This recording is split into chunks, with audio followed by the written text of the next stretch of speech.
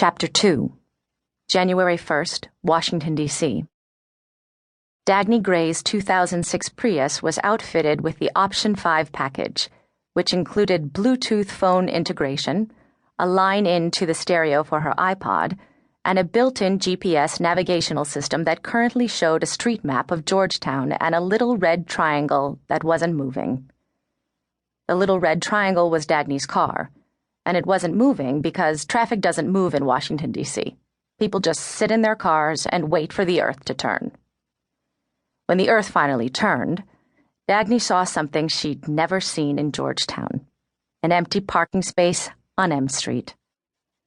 She flipped on her turn signal and pulled just ahead of the space. A man in a silver BMW ignored the gesture and pulled up behind her. Dagny honked, but the Beamer didn't budge. The man just crossed his arms and smiled smugly, waiting to claim the space. If he'd wanted to block her entry, he should have pulled closer. Dagny sized up her clearance. If she angled it just right, she'd have an inch or two to spare on each side. She threw her Prius into reverse and slammed on the accelerator, turned the wheel hard to the right, then just as quickly to the left. In one swift, fluid motion, she slid into the space. Even better, she'd come close enough to give the BMW driver a well-deserved scare. Dagny's satisfaction faded as she watched the noblesse filtering into Zegman's gallery. Though she could hold her own among the effete and well-heeled, she preferred the warm embrace of a good book and a well-worn couch, or the iPod-assisted solitude of a long run on the Mount Vernon Trail, or the torturous agony of her Arabic study, or a rusty nail embedded in her foot. But she'd promised Julia Bremer she'd come, and Julia was her last close friend. She'd lost other friendships to geography or dereliction. Julia's friendship was worth saving. Besides, she had promised herself that this would be the year she'd learn to have fun, even if it was no fun at all.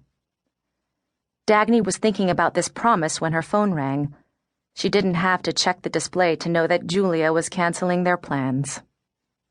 TRO, Julia said.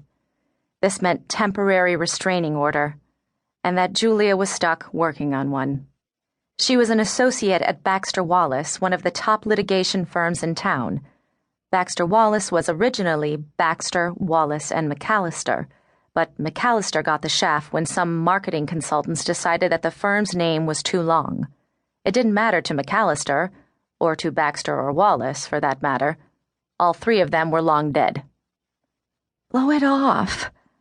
I can't, not this year. Julia was up for partner. More precisely, non-equity partner, which, like non-alcoholic beer, doesn't taste very good and is no substitute for the real thing. I'm sorry, Dag. It's okay, Jules. I didn't want to go anyway. Julia's voice rose. No, Dag, you should still go in. I don't... You have to. Dagny hadn't seen it coming, but this excursion was a setup. I'm not in dating shape. You're never in dating shape. Maybe you need to date to get in shape. Plus, your resolution... I don't think I used the word resolution, Dagny protested. Just go, Julia said, before hanging up. Dagny tucked the phone back in her purse. No matter what it was called, resolution or promise, Dagny had vowed to change her life, and she couldn't give up on the first day, especially after such a strong start. That morning, she'd pick through the boxes in her basement to find the hairdryer she hadn't used since her last move. After her shower, she'd brushed her long, black hair straight instead of tying it in the usual ponytail. Her cheeks were powdered with the slightest blush, while her eyelashes carried the unfamiliar weight of mascara, and under her new red leather swing coat, she wore her favorite black dress. It was padded in all the right places.